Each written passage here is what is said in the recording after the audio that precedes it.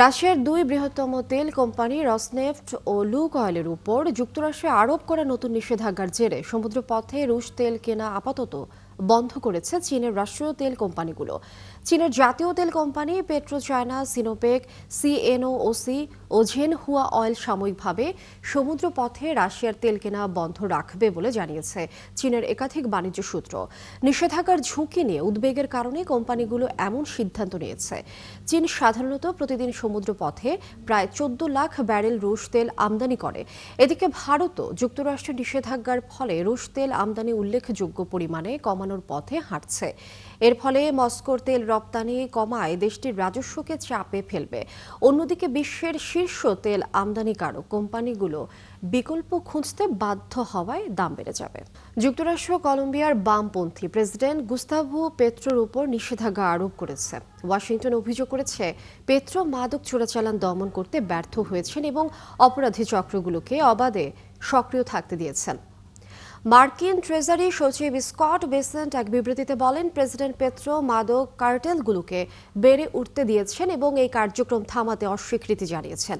নিষেধাজ্ঞার আওতায় পড়েছেন পেত্রোর স্ত্রী, বড় ছেলে এবং স্বরাষ্ট্রমন্ত্রী আর্মান্ডো বেনেদেত্তিও। তাদের যুক্তরাষ্ট্রে থাকা সম্পদ ও সম্পত্তিতে প্রবেশাধিকার বন্ধ করা হয়েছে।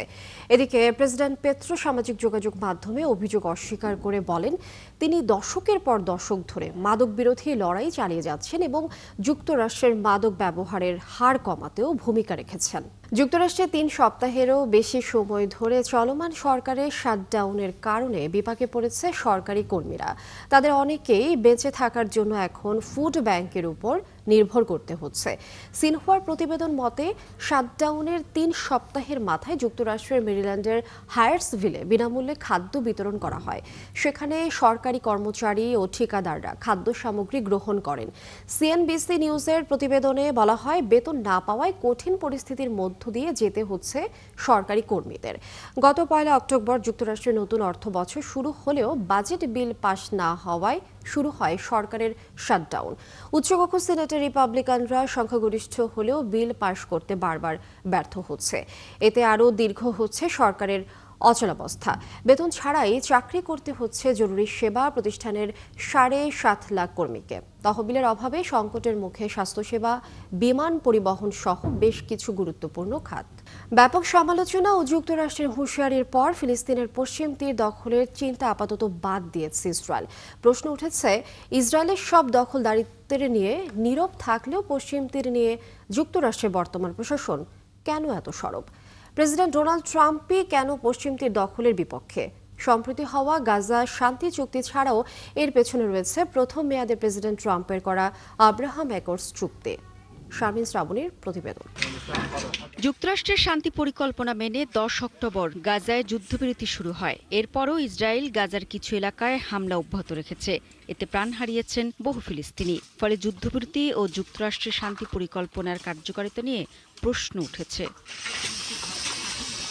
এরই মধ্যে ইসরায়েলের চোখ পড়েছে ফিলিস্তিনিদের আরেক এলাকা পশ্চিম তীরের উপর, যেটি ইসরায়েলের কাছে জুডেয়া ও সামারিয়া অঞ্চল হিসেবে পরিচিত। জুডেয়া ও সামারিয়াকে ইসরায়েলি ভূখণ্ড হিসেবে আনুষ্ঠানিকভাবে স্বীকৃতি দিতে বুধবার বিল উত্থাপন করা হয় ইসরায়েলের পার্লামেন্ট নেসেটে। সেটি পাশও হয়। এরপরে টনক নড়ে ট্রাম্প প্রশাসনের। প্রেসিডেন্ট ট্রাম্প এ বিষয়ে বলেন, যুক্তরাষ্ট্র পশ্চিম তীর সংযুক্তির বিরুদ্ধে। এটা কোনোভাবেই হতে দেওয়া হবে না। শুধু তাই নয়, পশ্চিম তীর দখল করলে ইসরায়েলকে সব ধরনের সহযোগিতা বন্ধেরও হুমকি দিয়েছেন ট্রাম্প। যুক্তরাষ্ট্রের ভাইস প্রেসিডেন্ট জেডি ভেন্সও ইসরায়েলের উদ্যোগকে বোকামি বলে মন্তব্য করেছেন। ইসরায়েলের মাটিতে দাঁড়িয়েই ভেন্স কড়া ভাষায় জানিয়ে দেন, তেল আবিব অধিকৃত পশ্চিম তীর নিজেদের সঙ্গে সংযুক্ত করতে পারবে না। কিন্তু ট্রাম্প কেন পশ্চিম তীর দখলের বিপক্ষে? ট্রাম্প তার প্রথম মেয়াদে ইসরায়েলের সঙ্গে আরব দেশগুলোর সম্পর্ক স্বাভাবিক করার বিষয়ে একটি চুক্তির মধ্যস্থতা করেছিলেন, যেটি আব্রাহাম অ্যাকর্ডস নামে পরিচিত। চুক্তি করা দেশগুলো হলো সংযুক্ত আরব আমিরাত, বাহরাইন, মরক্কো, সুদান। এই চুক্তির প্রতিশ্রুতি ছিল ইসরায়েল পশ্চিম তীরের একটি অংশ দখল করবে না।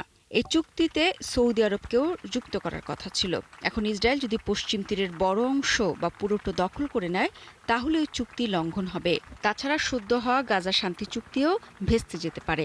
আর তাই কোনো ধরনের ঝুঁকি নিতে চায় না ট্রাম্প প্রশাসন। যদি 1967 সালে আরব ইসরায়েল যুদ্ধের সময় ফিলিস্তিনের পশ্চিম তীর অঞ্চলের জুডেয়া ও সামারিয়া দখল করেছিল ইসরায়েল, তারপর থেকে এখন পর্যন্ত পশ্চিম তীরের এই দুই ভূখণ্ড ইসরায়েলেরই দখলে আছে। ফিলিস্তিনও এটি নিজেদের ভূখণ্ড দাবি করে। শারমিন শ্রাবণী, ৭১। গাজা ও পশ্চিম তীর ইস্যুতে যুক্তরাষ্ট্রের সাম্প্রতিক অবস্থানের প্রশংসা করেছে ফিলিস্তিনের সশস্ত্র গোষ্ঠী হামাস। একই সঙ্গে গাজা যুদ্ধবিরতি চুক্তি বাস্তবায়নে সংগঠনটি প্রতিশ্রুতিবদ্ধ বলে জানিয়েছে। হামাসের টেলিগ্রাম পেজে প্রকাশিত এক বিবৃতিতে বলা হয়, হামাস এই চুক্তির সফলতা ও এর বাস্তবায়ন নিশ্চিত করতে আগ্রহী। চুক্তির শর্তাবলী বাস্তবায়নে এর পূর্ণ অবসান ঘটাতে পারে। অধিকৃত পশ্চিম তীরকে যুক্ত করা নিয়ে ইসরায়েলের পার্লামেন্টে একটি বিল অনুমোদনের পর যুক্তরাষ্ট্রের প্রেসিডেন্ট ডোনাল্ড ট্রাম্পের বক্তব্যের প্রশংসা করা হয় সেখানে।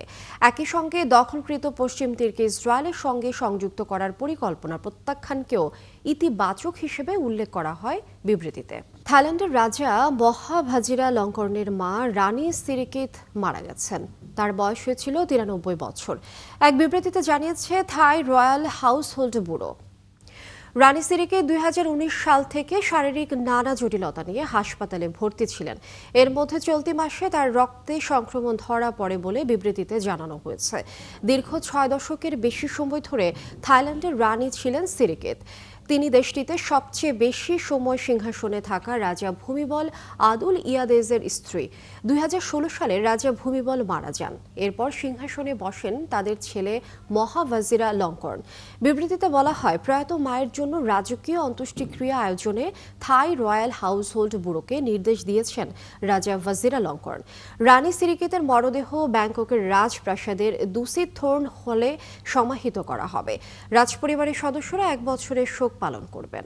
এই ছিল এখনকার আয়োজনে বিশ্বের নতুন কিছু খবর নিয়ে আগামীকাল সকাল ৯:৩০টায় আবারও হাজির হবে বিশ্বযোগ। চোখ রাখুন একাত্তরের ফেসবুক পেজে এবং সাবস্ক্রাইব করুন একাত্তরের ইউটিউব চ্যানেল। থাকুন একাত্তরের সাথেই।